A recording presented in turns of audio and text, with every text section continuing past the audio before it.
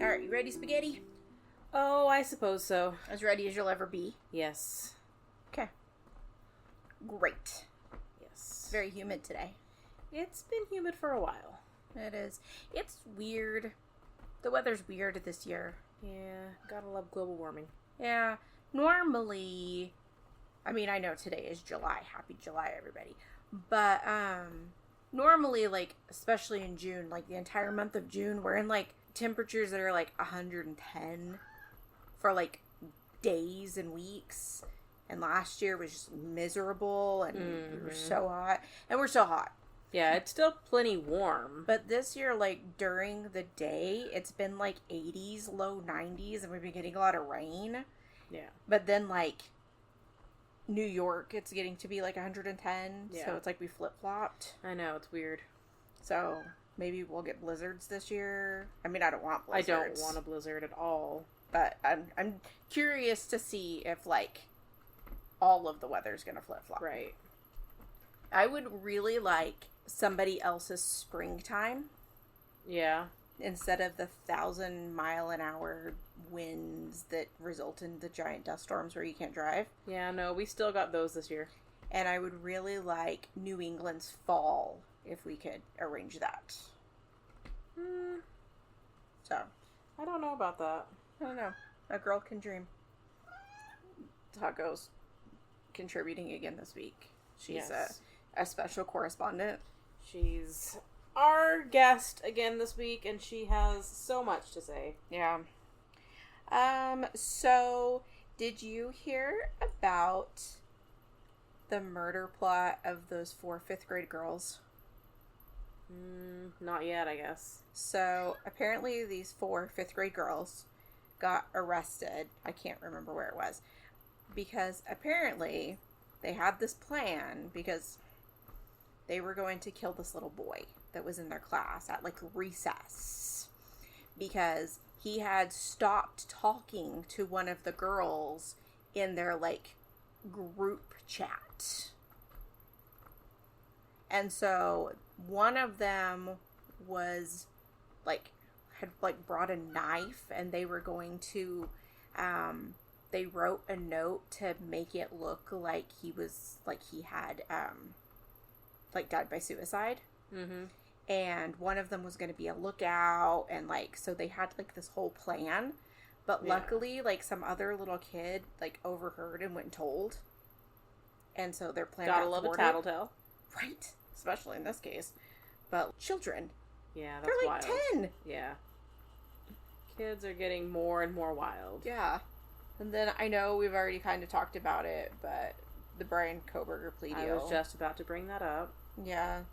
He didn't want to go in front of the firing squad. Yeah. So I guess one of the families isn't happy. Yeah, Steve Gonsalves says that this is not justice for them. Yeah. And they're trying to get the judge to make it go to trial anyway. Yeah. And, like, the other families seem kind of like, you know, at least he's going away and he can't hurt anybody else.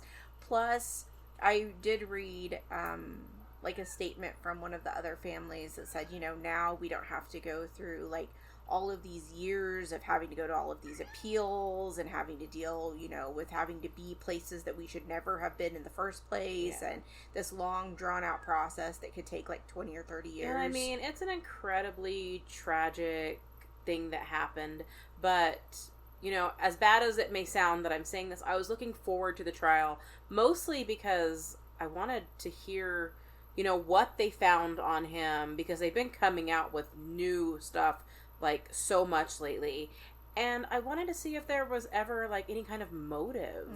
Like, I really wanted to hear what happened. Yep. Because he swore it wasn't him, and that it was somebody else, but, like, no matter who did it, like, what was the motive? And now that he's pled guilty, you know, I guess he finally admits that it was him, but why? Why did he do this? Right, and I was watching a reporter on TikTok that was talking about it yesterday, and she was saying kind of the same thing. She was like, you know, in the trial, like, all of this information that's been under a gag order for, like, the last 2 years, she was like, all of that would have come out, and, you know, everybody's curious to know, like, all of these details that happened. And I guess even that same dad that's upset about all of this, he was like, at the very least, like, he should have to give a full confession. Yeah. Like, that should be he's been very vocal throughout the whole thing ever since the you know, quadruple homicide happened. Right. But, so he's been on lots and lots of, like, news shows and stuff. He's been very vocal. But, so yeah, I heard that he said that this was not justice for them, and, oh, excuse me. And that he wanted it to go to court. Yep. So, I guess we'll see, but I imagine that, especially because trials are also just so incredibly expensive, that they're going to accept his plea deal just for the sake of saving the money that, you know, I mean, especially if he's willing to admit that he did it and go away for the rest of his life, so... Yeah, I don't know. It's sad, and I mean, no matter what, like, I mean, it's not going to bring those poor kids back. No. And it's just, I mean, I don't know how, as families, you move on from that. Yeah, I don't think you ever officially do. Yeah. I think you either let it consume you, though, or you find some way to live with it. Yeah. Like, not get over it, but live with the pain. I know.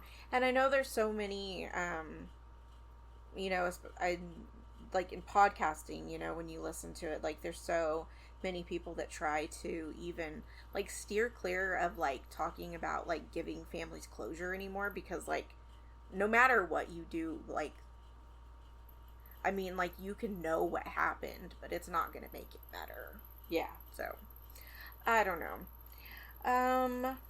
Anything else before we move on?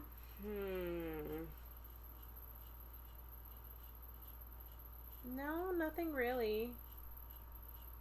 Anything new in your life? No. I mean, July is new. July is new. And it's my birthday month. Yes. Had a crafternoon yesterday. Oh, yes, you did. I've had summer school. Yeah. I made buttons and resin charms with the girlies, and yep, that's ate nice. some pizza. Yeah. So, well, good. Now we can talk about things that are not as pleasant. Yeah. And it's funny because, like, I heard this story and I was like, this is gonna be a fun one. It's not like fun. Yeah. But I was like, this will be fast. Like, this is gonna be a quick story. And now, like, I was scrolling and, like, scrolling and scrolling. So it's probably not gonna be as fast as I had initially intended it to be. Alrighty. So, the story I'm going to tell you happened over 150 years ago. And it's become somewhat of a legend. And so I am positive that not all of the facts are accurate. I listened to several podcasts. I read several articles online. And literally every single one of them have different facts of the story or different, like, details of the story. Okay. The general story was all basically the same. So, here's my account. Compiling all of these together. Here's a little bit of everything. Yeah. So, I'm going to take you on a strange journey. Alright, so Alferd G. Packer was born, when I was typing this earlier, I wrote, Alferd G. Packer was born, period. He was. He really was. All we need to know about him is that he was born. Yes. He was born January 21st, 1842. Okay. In... A little while ago. Just a little while ago. Near Pittsburgh, Pennsylvania. Okay. He was one of 8 or 3 children born to James Somewhere and Esther between Greiner. 3 and 8 children. I heard it both ways. His father was a cabinet maker by trade, and at some point during his childhood, the family moved to Indiana. That's basically all we know of his childhood. All right. When he was 19, he was working as a shoemaker when the Civil War broke out. And Alfred enlisted with the 16th U.S. Infantry in Winona, Minnesota. Okay. 8 months later, he was medically discharged because of epilepsy. And, however, because it's the 1860s and Al Gore had not yet invented the internet, Mm-hmm. nor had Alexander Graham Bell invented the telephone yet, Yes. Alfred skipped on over to Iowa and re-enlisted with the 8th Cavalry Regiment. He was discharged again because of his epilepsy. I'm sure epilepsy makes it difficult to be in the military, especially in the 1800s when there wasn't any sort of real health care for it. Yeah, I would think.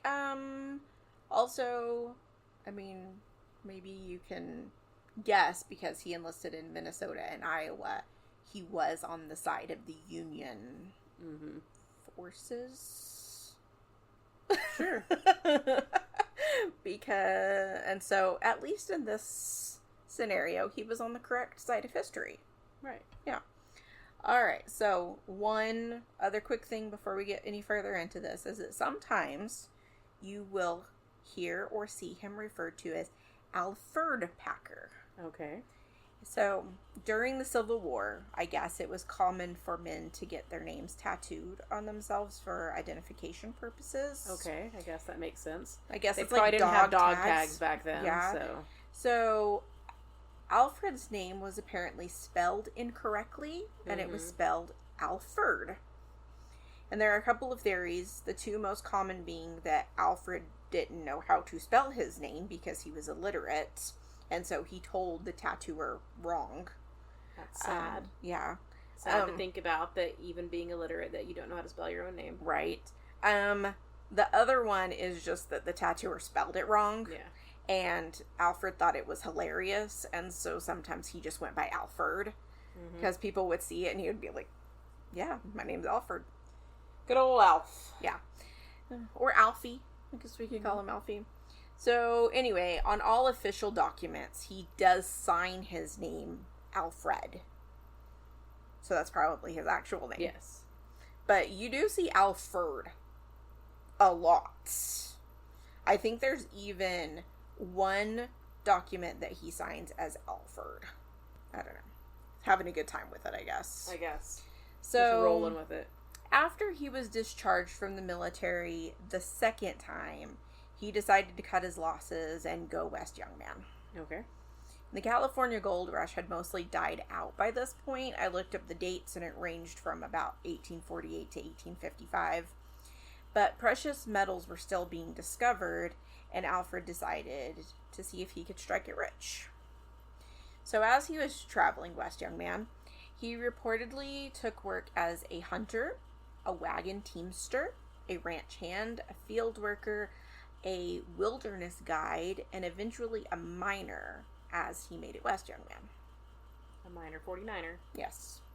Yeah, for all you youngins out there, that's why the 49ers are called the 49ers. In case you missed that part of history. In case you missed it. When you were using AI to answer all of your history questions. Alright, so you may say that, of course, he had so many jobs as he was making his way west. Because he was making his way west. So he was, like, working and skipping and doing all of these things. But his epilepsy also played a part in this because they didn't understand it. There weren't treatments. But apparently that was only part of it. So it was said that he was not the easiest person to get along with. He was said to be argumentative and prone to lying, and plus he was suspected of being a thief. Well, that's not good, especially in jobs. Right. He also apparently had a really annoying voice. Some of us can't help it. I mean, I was going to say I can relate because I feel like I have a really annoying voice, and then I torture people with it once a week. So, some stories claim that he had a really nasally, whiny voice. Mm-hmm. And to be clear, I am not judging him on his voice, but his distinct voice does come into play later. Okay. Okay. So one of the podcasts I listened to said that he was off-putting, and they were like, I bet he's one of those guys that stands too close to you when he talks to you. Could be. Could be. So, anyway, he finally ends up in Utah. In 1873, in Provo, Utah, he meets a group of 20 men led by a man named Robert McGrew, and these men are planning an expedition to Breckenridge, Colorado, because they heard that gold had been found in the San Juan Mountains. And he wants to go. But he doesn't have the $50, buy-in to go. And I kept hearing the other podcasters call this a grub stake. And, after living in the Wild West for 43 years and learning about the gold rush and, the westward expansion and stuff, I don't think I've ever heard that word before. No. But I even had to, Google it because I didn't think I was hearing it right. But it doesn't sound familiar to me either. It doesn't. But, so, it's providing a prospector money for food and supplies for a stake in the claim. So basically, from what I'm understanding, these guys were all pitching in $50 to pay for stuff. And then if they found anything, like gold or whatever, they would split their potential find. So, again, Alfred doesn't have the $50 because he's kind of known to never have any money. Me either. He tells these guys, my dudes, I don't have the $50, but I actually have worked as a wilderness guide and a hunter and a miner, and I also know the San Juan Mountain area so well, and so I will guide you on this trip if you waive the $50. Plus, I'm so good at guiding that I can get you there in 20 days. Direct quote. Yes. Yeah. It sounds historically accurate. I was going to say, it sounds accurate to the period, don't you think? Mm-hmm. Mm-hmm. Are you going somewhere? No, I'm just having to shift because I'm uncomfortable. All right. My hips hurt. All right. I didn't know if you were going to deal with Taco, but... No, she went back under the bed, so... I guess we'll see. So, then, for some dumb reason, they decide to start their journey on November 1st. Now, to me, in 2025, this seems like a terrible idea, because I know that Utah and Colorado are, frickin' freezing in the wintertime. And snowy. Mm-hmm. I mean, Colorado was even still snowing in June. Right. And so I did a little goog. And snow typically starts in Provo, Utah in late November. In the San Juan Mountains in Colorado, it can start as early as late September. So while they may not have had this information readily available, maybe they thought that if the snow in Provo didn't start till later in the month, maybe it also didn't start later until, in Colorado. Right. And Alfred had promised to get them there in 20 days, and so maybe they thought they'd get there before the weather got bad. But also, climate change has happened over the last 152 years, so I don't know when snow would have actually started 152 years ago. But... it's typically colder in November, though. I was going to say, just in general. generally and commonsensically speaking, it seems like November 1st was not the most ideal time to start this journey. But I guess they had ants in their pants. Couldn't wait till spring. So as the crow flies, this is a 302.7 mile trip. Using modern roads, Google Maps puts the journey at 420 miles because it takes you around the mountains. And you know how it shows you driving time and walking time and everything. There's a walking time of 6 days. Now, granted, this is taking paved roads and not accounting for stopping and resting. But these dudes were climbing over mountains with horses and wagons without paved roads. So... they don't get very far into their journey when they realize that Alferd Packer has no idea what he's doing. Sounds about right. If he ever worked as a guide, it was to cross the street. Right. So they keep getting lost, and rather than taking 20 days, they're still out in the middle of the wilderness almost 3 months later. Cool. Yeah. So, also... for someone who was apparently an experienced guide and hunter, he only took a small revolver with him.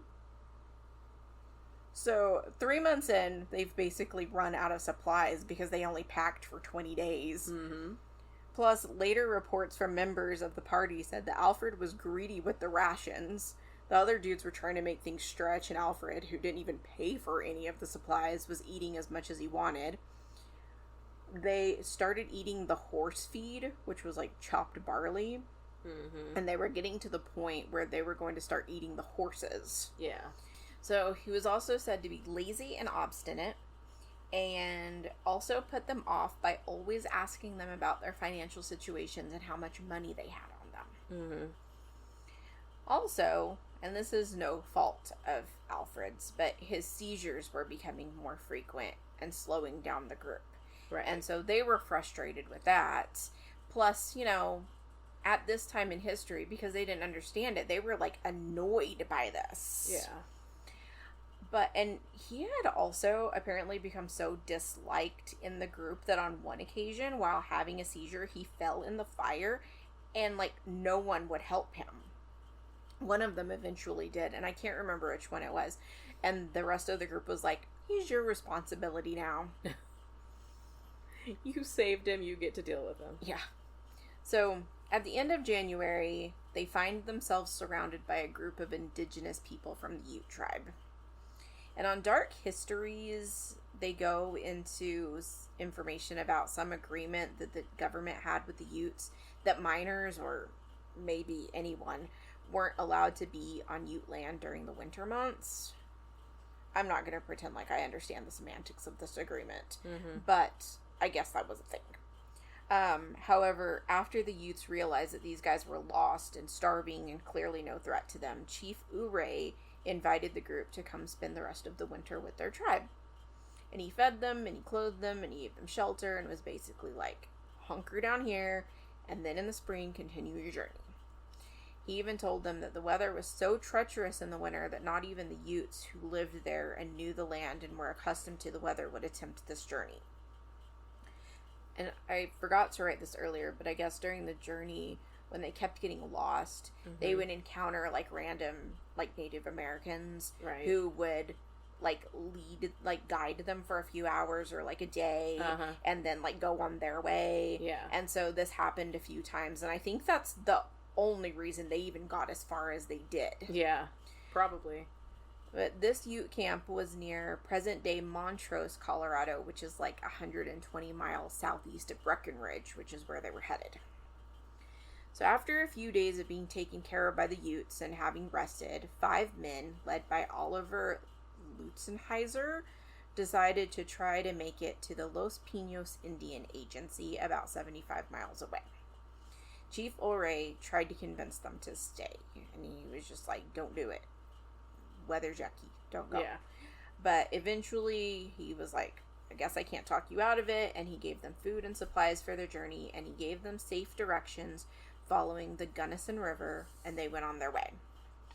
So, when Alfie tried to tag along, Lutzenheiser is said to have pulled a gun on him and told him, if you follow us, I will shoot you.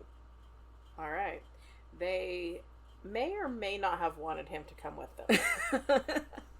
Yeah, it's unclear at this point. Yeah. He may not have been welcome on that trip. Yeah.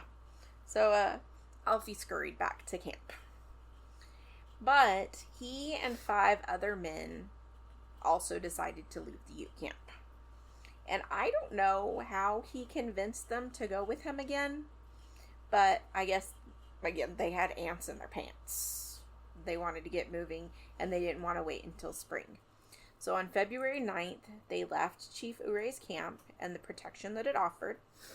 And this group was comprised of George California Noon, who was a teenager, Israel Swan, who was a 65-year-old man who was rumored to be carrying thousands of dollars on him. Okay. James Humphrey, Frank Butcher Miller, a German butcher, not a drummer, a butcher. Mm-hmm. Shannon Wilson Bell, who was only described as the redheaded man. So he was carrying some red hair with him. Yeah. And then Alfie. Good old Alfie. Yeah. So the Los Pinos Indian Agency was also their destination. at this point because it was the closest, I don't want to say civilization because they were on this Ute camp that, like, gave them all of the things they needed. But I guess it was the closest place with white people. Yeah. I don't know. So... the closest gentrified location. I guess. So, you know, old Alfie, he always knows best. Of course he does. And so he decides to ignore Chief O'Rea's directions. And his idea was that if they climbed higher in the mountains, the snow would have blown off of the mountains and it would be easier to see. Okay. Mm-hmm. That's how mountains work. Yep. So, if they had followed Chief O'Rea's directions, the journey should have taken 14 days. So again, they only had enough food to last 14 days. They also did not have snowshoes. They had no flint to start fires. They did not have heavy clothing to protect them against the winter weather. What they did take, aside from the bare minimum in food, was 2 rifles, 1 pistol, a couple of knives, a hatchet, and a very minimal amount of ammunition. Sounds like enough for It sounds like 6 months. they are seasoned mountaineers. For the 6 months this trip is going to take them. You are so close.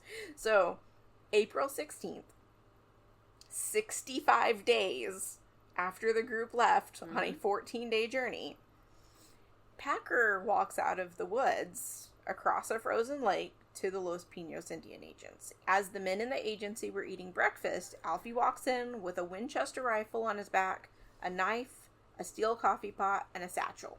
Mm-hmm. He begs for food, they feed him, he barfs it all up, and he asks for whiskey. Yeah. Yep. That's what I usually do. Yeah. I often just have whiskey for breakfast. It's easy on the stomach. Yeah. So, he tells them that he must not be able to eat because he was nearly dying of starvation, and that he had been guiding some men to Breckenridge when he became snowblind, and the other members of the party decided to leave him. But the Israel Swan left him with the rifle before they abandoned him. So he said that he had been stewing and eating rosebuds to survive, and that he had even eaten his own moccasins. Delicious. Right? I love me a good moccasin. Yep. Yeah. So they were a little skeptical because he didn't really look malnourished. Mm-hmm. They thought that his face looked kind of bloated and he was pretty beefy. He wasn't skeletal like you would imagine someone who had been starving for weeks would be. Right. He claimed to have no money, so he sold the Winchester rifle for $10, which was like $300 in today's money. Mm-hmm. He told the men he just wanted to go back home to Pennsylvania. And people now find this an odd statement because he hadn't lived in Pennsylvania since he was like a baby. Mm-hmm. After 10 days of recuperating at the agency, he went to the nearby town of Swatch. We're going to hope I pronounced that right. Amy looked it up for me earlier. It's spelled Saguache. And so I wanted to pronounce it Saguache.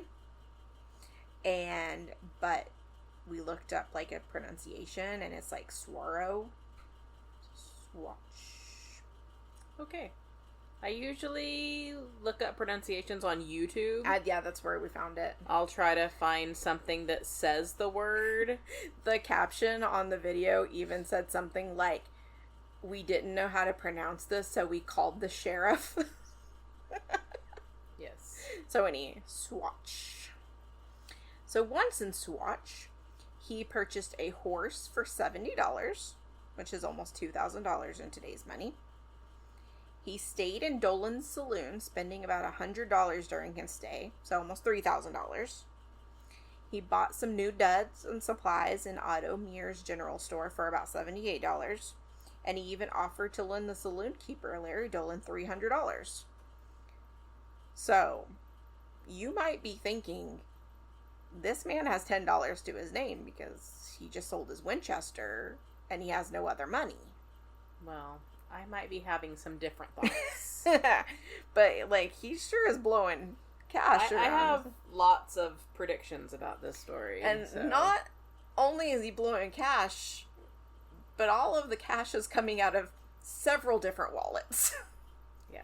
No, I have several theories Yeah. about this story. I guess we'll see if any of them are correct. Oh, I have a feeling they are. So, I can't figure out why the dummy didn't condense all of the money into one wallet. Mm-hmm. You know, he wants everybody to operate under the assumption that the other 5 men in the party left him for dead. Mm-hmm. And he was so broke he had to sell his only valuable possession for $10. So why be so conspicuous? Right. I mean, I don't know. Maybe because he's so smart. Maybe he had some reasoning for doing this. I don't know. So now, he's got his wallet that he keeps for his clothes, and he's got his wallet that he keeps. So for... it's like budgeting. Yeah. So it's like his budget wallets. Yeah, he's got a different wallet for each purpose. I think that's correct. Mm-hmm. And when we get to the end of the story, we're going to find out that's true. Yes, that's what we're going to find out. And that's actually what was happening. Mm-hmm. So, not the other things that I've been predicting. Probably not. So remember how it's now the middle of April? Yes. So spring has sprung. And the actual intelligent men who stayed with the Utes at their camp are now starting to make their way into Swash. Yeah. And among them is a man named Preston Nutter. And he runs into Alfie and he's like, where are the other dudes? And Alfie tells Preston that during the journey, he had gotten his feet wet and frozen. And they had set up camp and started a fire. And he sat down to warm up his feet by the fire. And the other guys were going to forage on a little ways to look for some food to bring back. Israel Swan left his rifle that he apparently wouldn't need when going to hunt for food. But he left his rifle with Alfie in case there was any trouble. But the men never came back. And he assumed that they abandoned him because, again, with their only rifle. I guess there were 2 rifles. Yeah, there were 2 rifles. There were 2 rifles. Okay, but with one of their 2 rifles. And so he decided to keep on going, and he subsisted on stewed rosebuds and the occasional rabbit. Yeah. So Preston thinks this is kind of sus. Because he didn't think these guys would abandon their so-called guide in the middle of these unfamiliar snowy mountains. Right.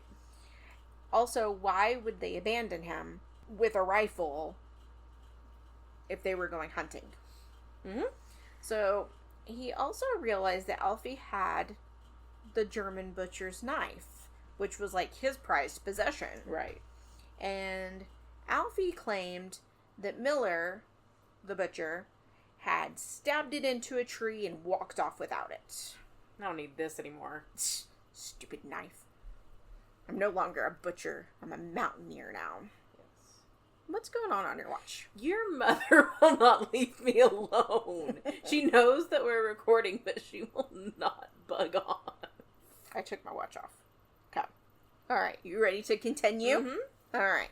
So, the other party that had left the camp early but had followed the Gunnison River route, also arrived at the Los Pinos Indian Agency. Now, why they took longer to get there than Alfie, who was prone to getting lost and had apparently followed Chief Ure's route that was supposed to take 14 days, I don't know why they got there afterwards.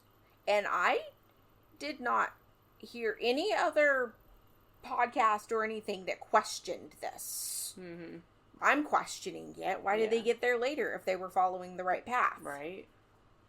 So, again, some of this is legend, so I don't know, like, when they actually got there, but most of the stories say they got there afterwards. So, Lutzenheiser, the guy who told Alfie he'd shoot him if he tried to follow them, Right. he was like, that Winchester belonged to an old man. Mm-hmm. And that pipe that he left here at the Indian Agency belonged to Shannon Bell. Mm-hmm. So this is kind of weird. And then he was like, these men would never have abandoned someone leaving him to die. Mm-hmm. Like, that's not the kind of men that they were. So he talks to the head of the agency, General Charles Adams, and is like, something is wrong. do not trust this Packer guy. He's a fargan liar. Mm-hmm. Please go get him from Swatch and question him, because, like, I don't believe his story. And so instead of telling him that they were picking him up to question him, they were like, so hey, could you show us where they abandoned you? Because we're going to form a search party to see if we can find them, since they haven't shown up, but everyone else did. Mm-hmm. And he didn't really want to go, Alfie, because he knew the other guys from the party were suspicious, and he felt that they'd probably beat him up or kill him or something. And so he was like, I guess I'll go on your search party, because at least then I'll be protected by, like, the general or whatever. So he and his newly purchased horse head to Los Pinos. And once he gets there, he's basically ambushed with questions from General Adams. And General Adams is like, hey, all the stuff you have is from these missing men. Can you explain? And Alfie is like, what? No one has heard from them? Yeah. Even though and awe. He literally was told that he was going to join a search party to find them. Yeah. And he tells them the same story he told when he first arrived in Los Pinos about the snow blindness. Mm-hmm.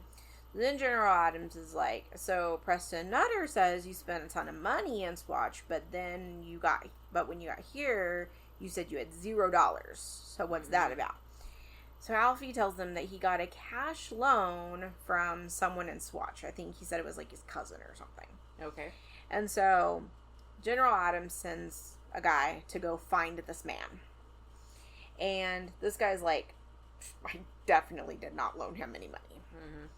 And the person who went to find out this information also comes back with the story of Alfie using several wallets. And there wasn't a single person that he talked to who admitted to loaning him any money. Then, some members of the Ute tribe show up in Los Pinos carrying something that isn't great for Alfie. You want to guess what it was?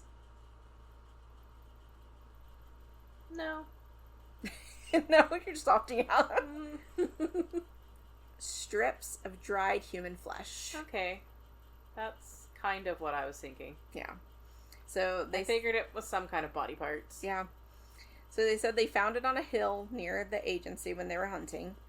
And this sends Alfie into a tizzy. And he starts begging forgiveness, promises to tell them what really happened, and is quoted as saying, it would not be the first time that people had been obliged to eat each other when they were hungry. Yeah, I knew he ate them. Did you? Yes. I already knew that he ate them. Yeah. So I saw that coming. Yeah. I couldn't figure out why they wouldn't just eat him. Right. Just conk him on the head. But I definitely knew he ate them. Yeah. So, here's the story he tells to General Adams. He says that they left the Utes believing that they had enough food for the 14-day journey to Los Pinos. However, they ran out of food much sooner than they expected. They ate roots and rosebuds and the occasional rabbit, and they even cooked and ate their moccasins. And this is all kind of corroborated because they had blankets on their feet. Mm-hmm. So at some point, Alfred left the camp to try to find the trail or get firewood or something, but he left the camp. Mm-hmm. And when he came back, Israel Swan had been killed by being hit in the head with a hatchet, and the other 4 men were proceeding to butcher him. Alfred claims not to have been a part of the murder, but accepted their lot and helped to butcher Swan. And remember that Swan was rumored to have thousands of dollars on him. Mm-hmm. Well, Alfred said that they found the money, they divvied it up between themselves. And they ate, quote, the most agreeable parts of Swan. They packed up some of the rest of him and proceeded on their journey. Alfred said he took Swan's rifle with him. 2 days later, when the men had consumed all of the parts of Swan that they had carried with them, you know, the agreeable ones. The agreeable parts, they started plotting against Miller, deciding that he'd be the next meal because he was the stockiest of the group and had the most soft flesh. Mm-hmm. So they hit him in the head with the hatchet. The most agreeable parts. And then they butchered and ate him. Alfred took Miller's knife and they split his money between themselves, as they did with Swan. Next, they killed Humphrey, and then they killed California. And Alferd claims that he and Shannon Bell had made a pact not to kill each other. They both apparently had a rifle, and now had all of the money from the murdered men split between the two of them.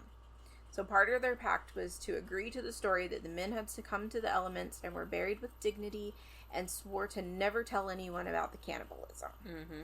However, after a few days of no food, Alferd claims that Bell told him that he, Alfred, was going to have to sacrifice himself to feed Bell, and that Bell attempted to hit him in the head with his rifle, and that Alfred claims that he killed Bell with a hatchet in self-defense and then butchered and ate him. Mm-hmm. He took the money Bell had on him and then carried on his journey, and once he caught sight of the agency, he threw away what remained of Bell, assuming that an animal would eat the meat, and he walked into the agency.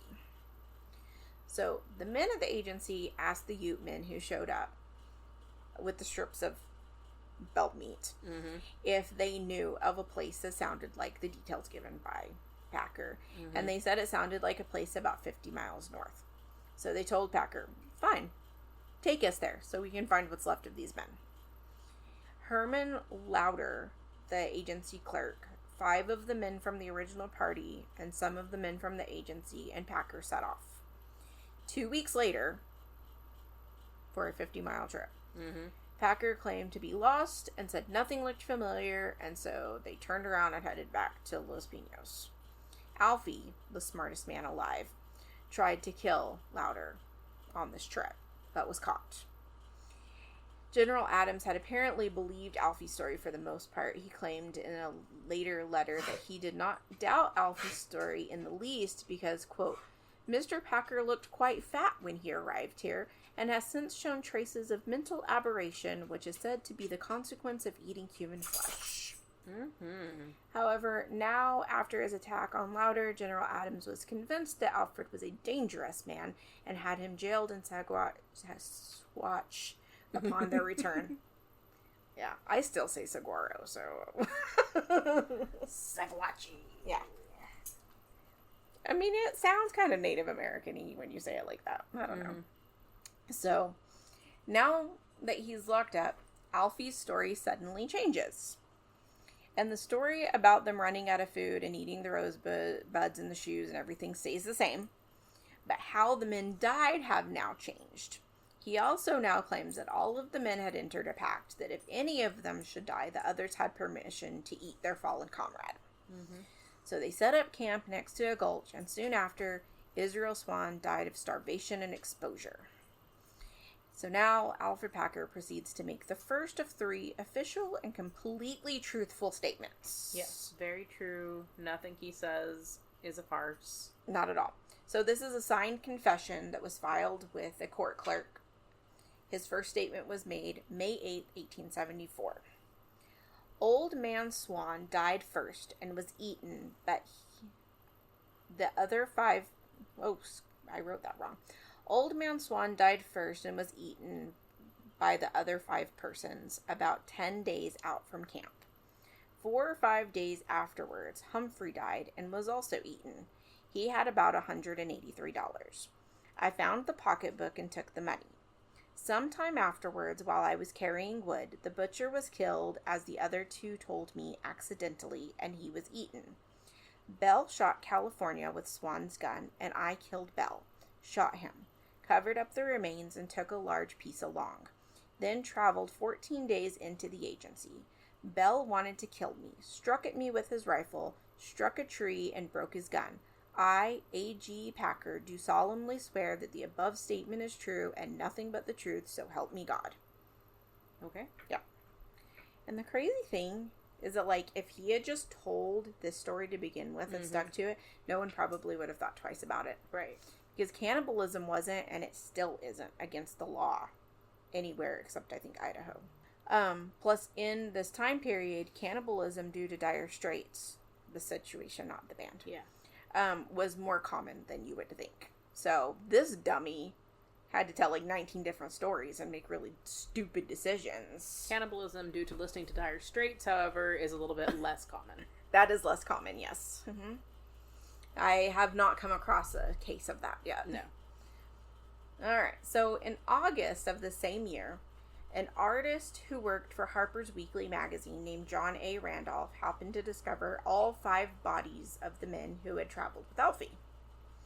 They were at the foot of the Slumgullion Pass in a pine-shaded gulch, just as Alfie had described. This is now known as Dead Man's Gulch. And because Randolph was an illustrator, he sketched the bodies as he found them and then went to nearby Lake City to report the find. Mm-hmm. Incidentally, the sketch of the dead men appeared in the October 17th, 1874 edition of Harper's Weekly with an accompanying story. All right. Yeah. You want to see the picture? Oh, I suppose. Let's see. See if this old lady knows how to work her phone. Knows how to work the Google machine. I know, I should have saved them. I don't know how well you can see it because you don't have your glasses on. Alright. No. I mean, he didn't have his camera on him, I guess. No. So he just drew it. He didn't have a camera phone. No. Camera phone. He just had a regular old flip phone. Yeah. So that didn't do the trick, so he had to draw it. Alright, well, law enforcement, along with about 20 volunteers plus the coroner, set out to the site.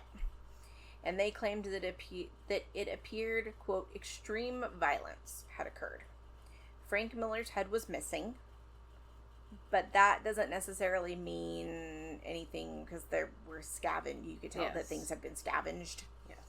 But the others all appeared to have been hit in the head with something that was probably a hatchet and had several broken bones. And this contradicted Packer's signed confession. They weren't scattered across miles as if each had died at various places along the trail. Right. They were all together in one spot. Mm-hmm. Additionally, Packer had made it seem as though they had eaten as much of each man as they could before, like, moving on or whatever. But there was still a lot of, and I'm so sorry, there were still a lot of edible parts of Humphrey in California left. Mm-hmm. The states of decomposition also led them to believe that they hadn't died all that long before Belle had died. So it wasn't like die, eat, die, eat. Yeah. So Packer had also constructed a shelter of sorts a ways from the men, and there was a beaten path between them which led investigators to believe that he had stayed there a while eating the men. So now they were putting together a new theory that Packer had actually killed them before the supplies ran out, got snowed in during a blizzard, and lived in his little shelter, eating meat from the men until he could leave the camp. Additionally, belongings from the men were also found in the small shelter, and a damaged rifle was found nearby. The damage to the rifle and to the men implied that it had been used to bludgeon at least one of them. Mm-hmm. So Preston Nutter had gone on this trip to find the men, and he positively identified them. So they all head back to Swatch to confront Packer, and remember he's in jail because he tried to kill the agency guy on their other trip. So they're going back to confront him in jail with this evidence that they found, only Alfie has escaped and eaten everyone. and eaten everybody in town. No. So there's a couple of theories about this. So most of them center around someone helping him by giving him a key or a penknife. But the reasons vary. The main theory is that Swatch taxpayers were not thrilled at housing this man, and that there was no hard evidence to convict him of murder, and so, like, the, I don't know, sheriff or whatever let him escape. Yeah. He also could have been he could have bribed somebody to help him escape, and they may have given the search for him some of their all, but they didn't find him. Just a touch of their all. Yeah, just a little bit. So on March 11th, 1883, which is 9 years later, a man named Jean Cabazon, one of the original 20 men from the expedition, he was one of the men who waited out the winter with the Utes. He was in Cheyenne, Wyoming in 1883. And, it's that state that we always forget about. Yeah. It doesn't exist. Wyoming just does not exist, guys. Nope. So he's in a saloon or something, and he hears a loud, high-pitched, whiny voice coming from across the room. And so he's like, oh, God, I know that voice. Basically, yeah. So he finds the man. And this man introduces himself to Cabazon as John Schwartz. Yeah. But Cabazon is like, yeah, okay. Like, we've met before. I know who you are. So whether Packer recognizes Cabazon or not, I don't know. But Cabazon goes to the local sheriff, who arrests Packer and turns him over to General Adams. So General Adams travels to Cheyenne to both identify Packer and then to take him to Denver. Packer claims he escaped and ran away because he was afraid that the people of Swatch and his old travel companions were going to kill him. And eat him. And at this point, Colorado had officially become a state. And because the crime had been committed in what was now Lake City, he was sent there to be detained and then ultimately prosecuted. So now his story has changed again about what happened to the men on the journey. And he makes his second completely true statement. This one's a little longer, but I feel like it's worth reading. So okay. I'm going to read it. He made this statement in Denver on March 16th, 1883. I, Alferd Packer, desire to make true and voluntary statement in order to the occurrences in southern Colorado during the winter of 1873-1874. I wish to make it to General Adams because I have made one once before about the same matter. When we left Uray's camp, we had about 7 days of food for one man. We traveled 2 or 3 days, and it came a storm. We came to a mountain, crossed a gulch, and came onto another mountain, found the snow so deep, had to follow the mountain on the top, and on about the 4th day, we had about a pint of flour left.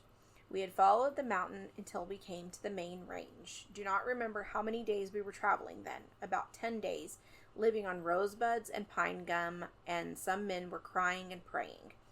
Then we came over the main range. We camped twice on a stream which runs into a big lake, the second time just above the lake. The next morning we crossed the lake, cut holes into the ice to catch fish. There were no fish, so we tried to catch snails. The ice was thin, so some broke through. We crossed the lake and went into a grove of timber, all of the men crying, and one of them was angry. Juan asked me to go up and find out whether I could see something from the mountains. I took the gun and went up the hill, found a gulch, and came onto another mountain. Found a big rose bush with buds sticking through the snow, but could see nothing but snow all around. I was kind of a guide for them, but I did not know the mountains from that side. I'm just like, homeboy, you told them you did. Right. It's the whole reason they're with you right now. You told them you were this great wilderness guide. Yeah. And that you knew this area because you used to be a miner there. When I came back to camp after being gone nearly all day, I found the red-headed man who acted crazy in the morning sitting near the fire roasting a piece of meat, which he had cut out of the leg of the German butcher. The latter's body was lying the furthest off from the fire down the stream. His skull was crushed in with a hatchet. The other 3 men were lying near the fire. They were cut in the forehead with the hatchet. Some had 2, some 3 cuts. I came within a rod of the fire when the man saw me.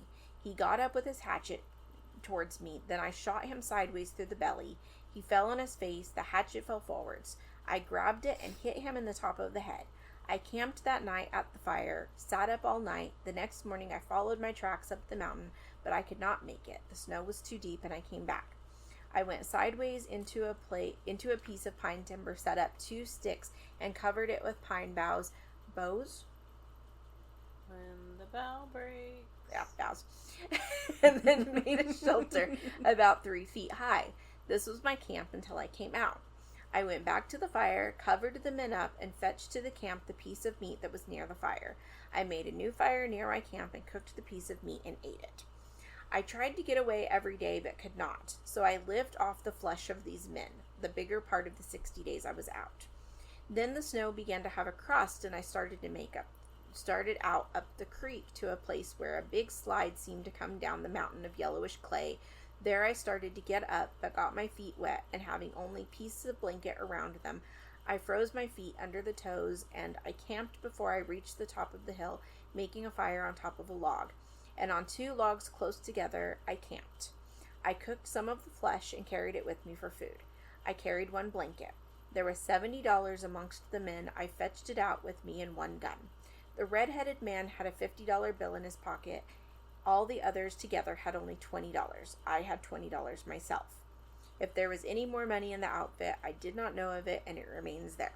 So, like, why did he claim that the one guy had thousands of dollars on him, and that they all split all of that money by the time he got to SWAT? Exactly. If this was what, like $90 total. Let's see. At the last camp, just before I reached the agency, I ate my last pieces of meat. This meat I cooked at the camp before I started out and put it in a bag and carried the bag with me. I could not eat but a little at a time. When I went out with the party to search for the bodies, we came to the mountains overlooking the stream, but I did not want to take them further. I did not want to go back to the camp myself. If I had stood in that vicinity longer, I would have taken you right to the place, but they advised me to go away. When I was at the sheriff and Swatch, I was passed a key made out of a penknife blade, which I could unlock the irons. I went to the Arkansas and worked all summer for John Gill, 18 miles below Pueblo. Then I rented Gilbert's ranch still further down, put in a crop of corn, sold it to John Gill, and went to Arizona, state of Colorado, county of Arapahoe. I, Al Packer, of my own free will and voluntarily do swear that the above statement is true, the whole truth, and nothing but the truth, so help me God. So, this one was true. Mm-hmm. Last one. The other one was not true. This one's one true. is true. Yeah. So, when General Adams asked him why he didn't just tell him this story, presuming it to be the truth now, Alfred said, quote, I was excited. I wanted to say something, and the story as I told it came first to my mind. Okay. I really wanted to tell you my story, so I told you a lie, because that was the first thing I thought of. Right. So they put him on trial for the murder of Israel Swan. One source said that it was because Swan had visible defensive wounds. And it came out during the trial by his family that Israel was traveling with $6,000, which in today's money is like $170,000. So, a lot of money. And I was going to say that I don't know why you go on a harrowing expedition without much cash, but I guess they probably carried as much of their belongings as they could with them. Mm-hmm. It's like, where else would he have left it? Well, right. It's not like he had access to a bank card. And so it's not like you would want to leave it in the bank because you don't even know if you're ever going to come back to where you started from. And so, like, you also don't want to bury it because, yeah. Because I was thinking bank, and then I was like, I don't know if, like, these boom towns even had banks, but again, like, how would he have accessed it? So, he probably just took it with him. I don't think it was quite the same as it is today, where you could access your money from basically any bank. Yeah. Well, Al Gore hadn't invented the internet yet. Exactly. Yeah. And so, this plus his Winchester rifle seemed like motive enough. And he was 65, so he was an easy target.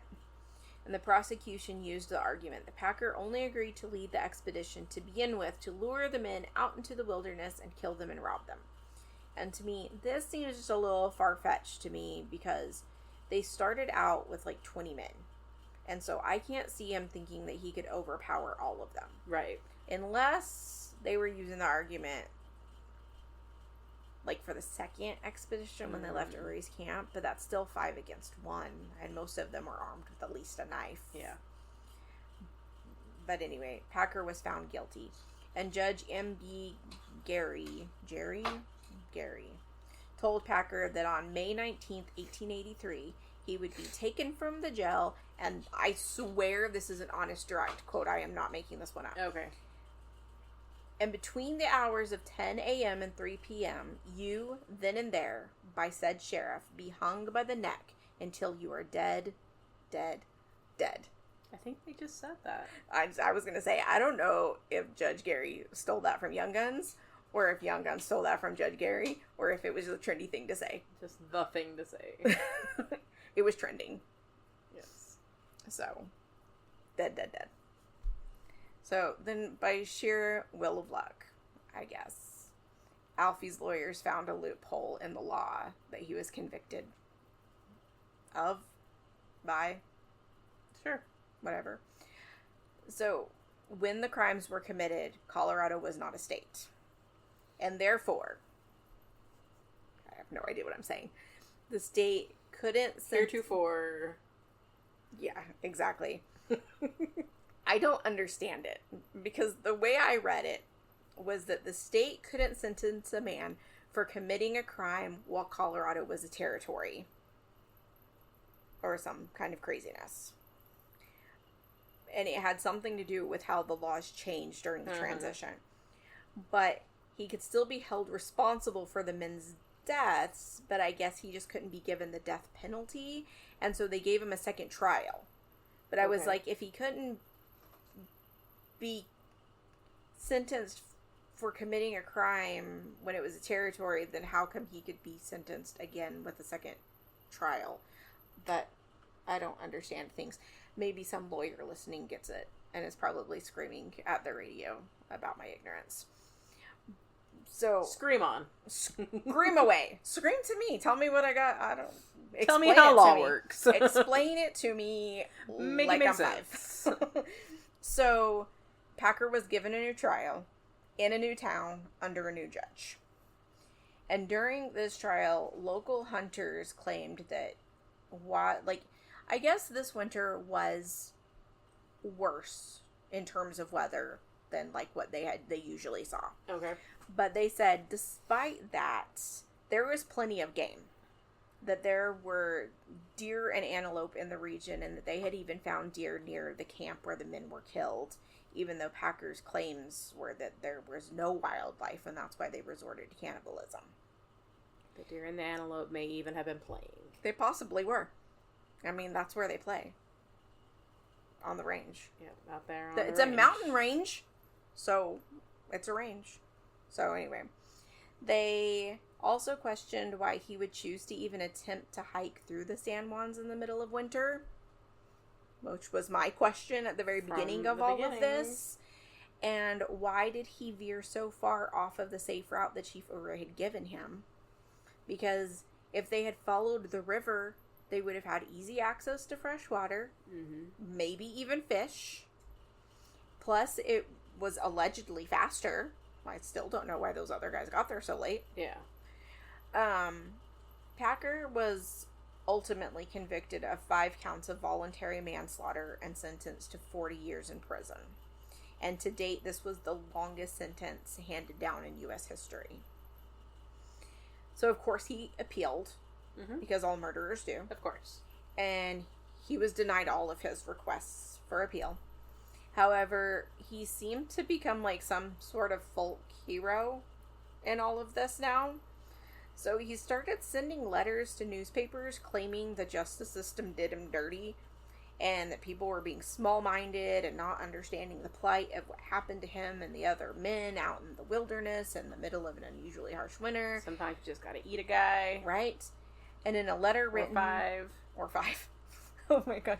I can't remember the name of the podcast. It was something like Things I Learned Last Night or Things We Learned Last Night or something. But the title of this episode was He Ate 5 Guys, No Burgers. Yes. So, he sent a letter to D.C. Hatch of the Denver Rocky News, and this letter was dated August 7th, 1897, where he gives his third completely true statement of the events.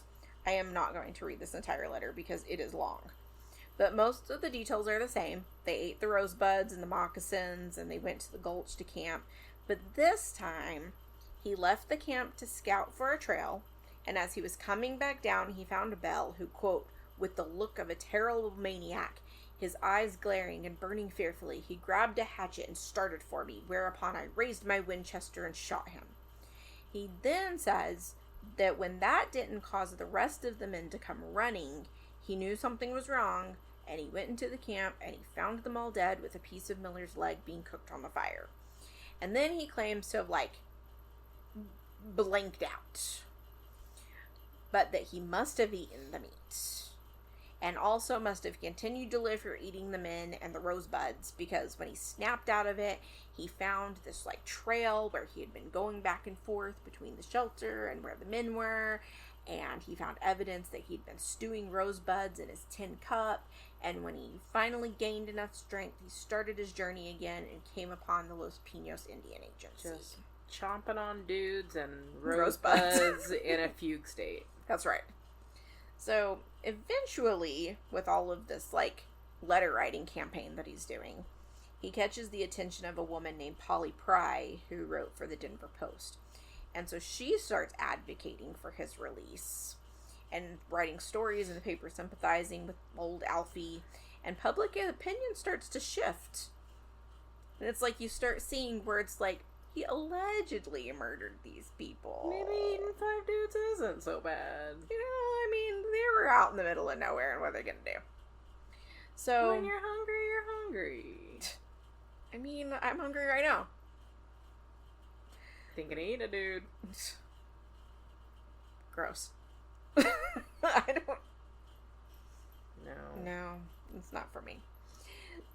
I can't even eat an animal. Right? So. Yeah. So, eventually, all of this attention makes it up to the governor's office, and on February 8th, 1901, Packer was paroled. He was not pardoned, like he had hoped to be, but he was paroled. He only served 18 of his 40-year sentence. So, after he was paroled, initially he went to work for the Denver Post as a security guard, and then he worked as a ranch hand for a while. He eventually settled in Jefferson County, Colorado, where he was known to raise chickens and have a garden, and he would give candy to little kids, regaling them with tales of the Wild West. And how he used to eat people. The proper ways to cook a man. To cook a man. You know? Which parts are the tastiest. Yeah, I listened to one podcast one time where the guy, I think he said the butt cheeks. Well, it's just ham. I guess. I don't know. One of the podcasts about this story that I listened to said that he became a vegetarian. I don't know if this is true or not. Yeah. It seems like just a nice way to tie up the story. I don't know. Tie a little bow on it. What was that podcast? Because I remember that too. That this guy about the... About eating butts. He was an Asian guy. And he would like... I feel it was like... No, I'm thinking of a different one. I'm not thinking of the Asian guy. Oh, I was thinking of the Asian guy. I'm thinking of like an old-timier one. This one that I was thinking of was a more modern one. Because I can remember an old-timier one where somebody was saying that the butt was delicious. I don't know. Or maybe that guy said that the butt was not delicious, and you would think that that would be the most delicious. Yeah. Theoretically. But yeah, I can remember a podcast that was talking about an older one where they were saying that the butt was grand. I mean, it's a rump roast, I guess. I don't know. Yeah. So, I don't know if he became a vegetarian or not, but everyone in this community seemed to like him, and he lived out the rest of his life here, which was not a very long time. So, Alferd Packer died, period. He was born, period. He died, period. He died on April 20th. Some stuff happened in between, like munching on dudes. Just casual. And rosebuds. Yes, mostly the rosebuds. And moccasins. And moccasins. Gross. Look at my moccasins. I can't... I mean, I understand that I guess if I was out in the middle of nowhere and I was starving and maybe... But, like, just looking at them right there... Your judgment would be a little different, I'm sure. Yeah. But,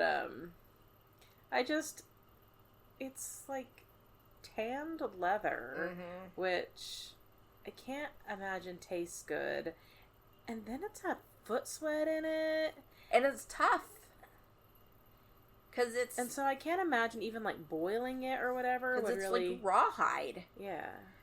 I mean, the only thing I can say is I used to chew on the ties on my baseball glove, and that was leather. Yeah. But I can remember I was always chewing on those. Yeah. So I don't know. But kids these days chew on their hoodie strings, so... So what you're saying is you could totally eat a moccasin. I could eat a moccasin. I don't know if I could eat a man. And some rosebuds and possibly a man. I used to eat rose petals when I was little. And I taught you about the rose hips. Yeah. And so the only thing missing now is the man. Eating a man. Yeah. And it's not against the law. No. As long as you find someone who will voluntarily let you eat them, then it's fine. I mean, as long as there's no murder involved, it's totally fine to eat a man.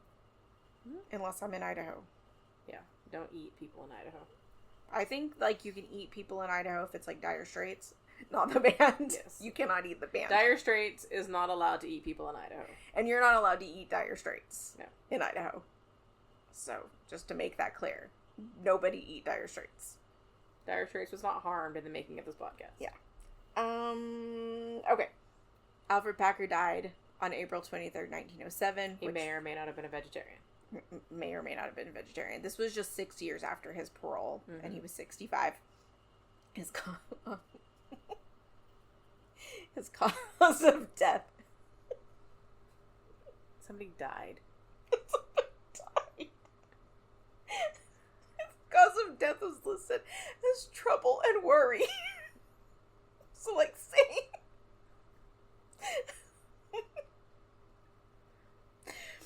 Yeah. I mean, it also lists dementia, but, like, trouble and worry. I've got some of that. Hopefully it's not my cause of death. Hopefully it's not fatal. Clinically speaking, he had a stroke, which was probably caused by his trouble and worry. Yes. He was buried in Littleton, Colorado.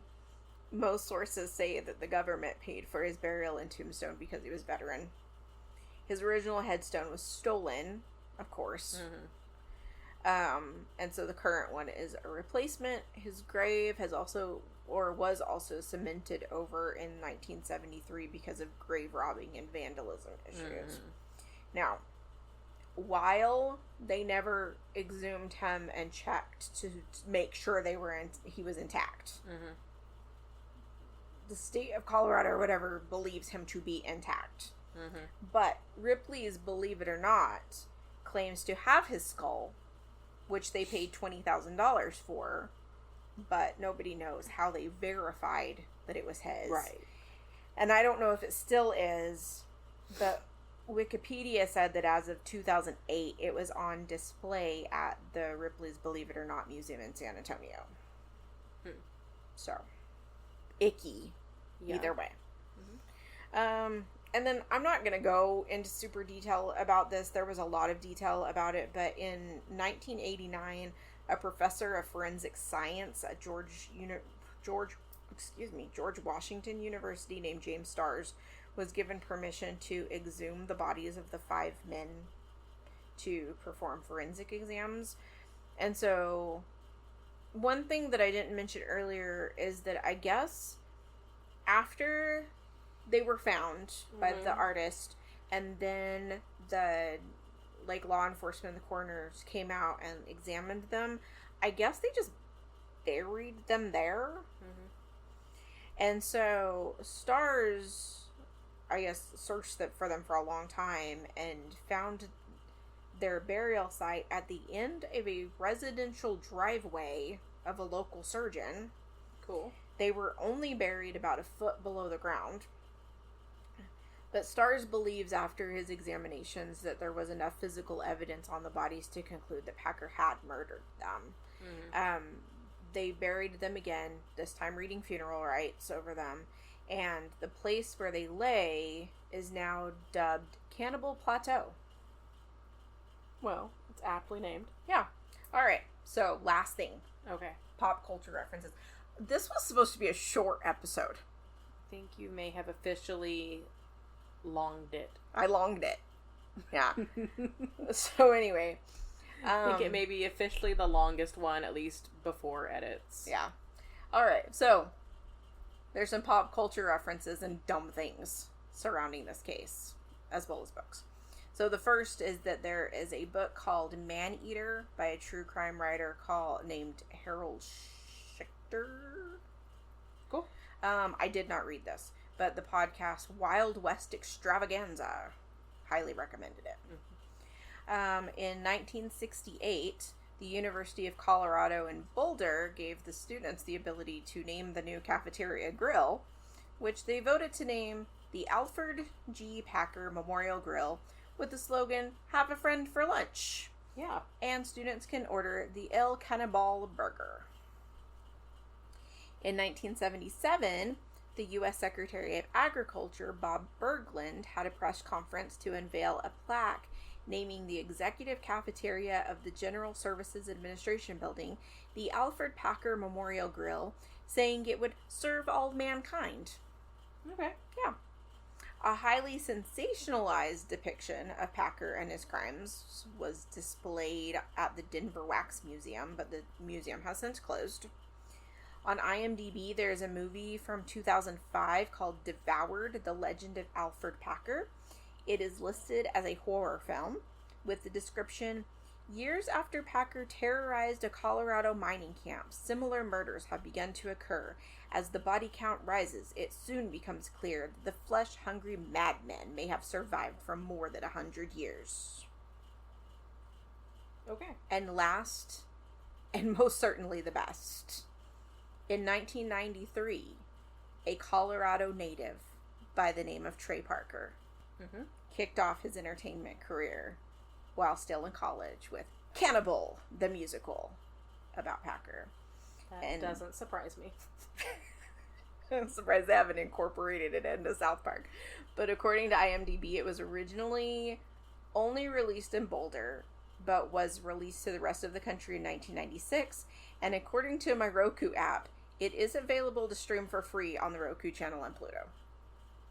So, you know, if you're ready for a little musical, that might be a good option for you. So anyway, that is the story of Alferd Packer, who is sometimes known as the Colorado Cannibal. First question pertaining to this case is, how come he threw up his breakfast? I don't know. He wasn't dying of starvation. He wasn't dying of starvation. He had been eating dudes.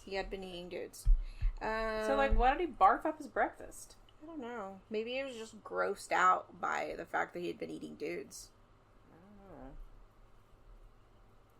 And second thing is, it doesn't really pertain to this case, but when you said that his head was on display at Ripley's or whatever, did you hear about the lady who is pretty sure... So there's like this exhibit in Vegas that's like about the human body, and I guess real life bodies have been like donated to it, and they pose them like sculptures, and you can go and like look at them and like discover things about the human body.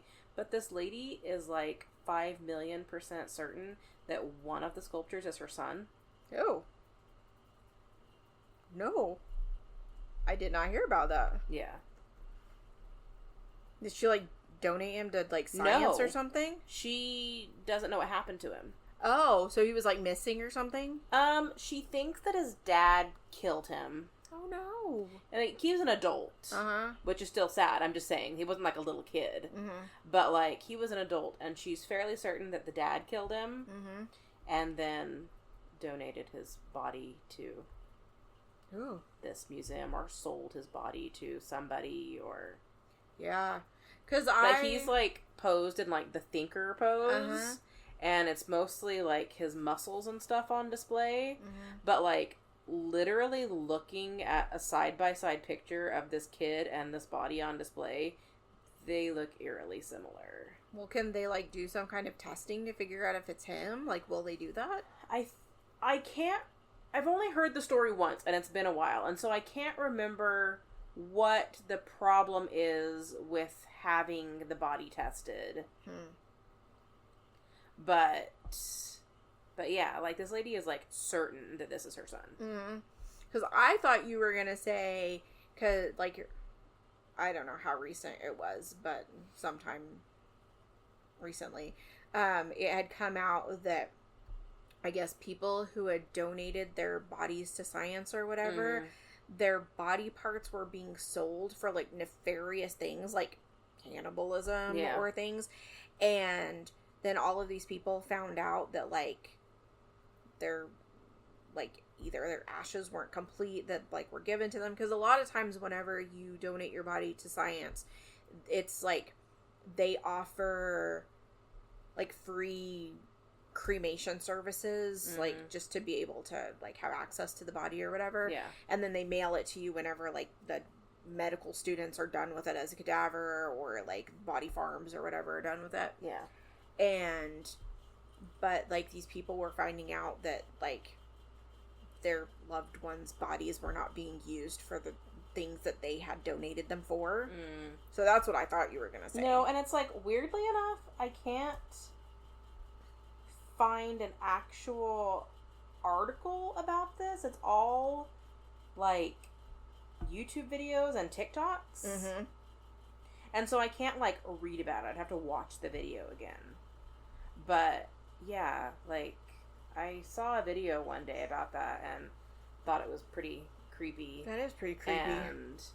But I think that they did mention something about her wanting to like test the DNA or whatever.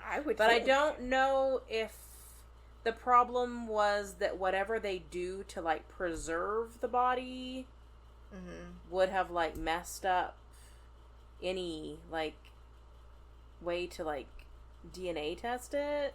I don't know, because like even when they use like embalming or whatever, they can still exhume bodies and test them for like poisons. And I don't know. I'll watch the video again and get back to you, because I don't remember the whole thing, but I can just remember that this lady, I don't know, saw a picture or something, because I don't think she was originally like visiting the exhibit. Ugh, that would I be think she so like awful. saw a picture on the internet or something and was like, oh my god, that's my kid.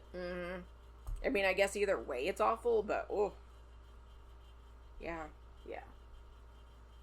Wow. Well, on that note, Yeah. remember that you can find us on social media at Twisted and Mysterious.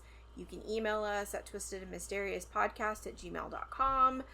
On Apple Podcasts, if you enjoyed this at all, you can leave us a 5-star review and help us reach more and more people. Have we had an episode since we got South America? Ooh, I don't know. I don't think so. So, we finally got a South American listener. Yeah, we did. One. Hey. They've downloaded one episode. That's all we needed. So now we're just waiting on the penguins. That's right. Alright, so if you know any penguins... If you know a penguin... Then... recommend our podcast to them. Send them a link. Rate and review. Like and subscribe. Hit that bell button. Smash that like button. If you're listening to this on YouTube, I mean, it doesn't count towards our downloads, but I mean, it counts towards our views on YouTube, so yes. I guess there's that. So, like, we're not upset if you watch us on YouTube. No. I'm so mad about it. we put it there for a reason. But, yeah, so do all of that, and keep in touch. Yeah. We'll be back next week with another episode. I'm hoping I have an episode ready by then. I've had a topic for a while. I just haven't finished researching it to find out how long it's going to be, because I'm worried it's going to be another one of my short ones. Me too. I was worried it was going to be so short. Yeah, but I'm actually worried this one's going to be short, not an hour and a half long. I was like, this one's going to be quick and easy. But it's a fun one. Oh, it's super fun. Gotta love rosebuds and cannibalism. It's my new slogan. Alright, so we'll be back next week, and as always, remember that people are gross and don't get murdered. Don't follow weirdos out into the middle of the mountains. I almost said don't do drugs. Verify that they're actual legitimate guides before you follow Yes. them out into the mountains. And don't go on expeditions in the mountains in the middle of winter. Also, just listen to the indigenous folk. Oh, absolutely. They know the best. All right, bye. Bye.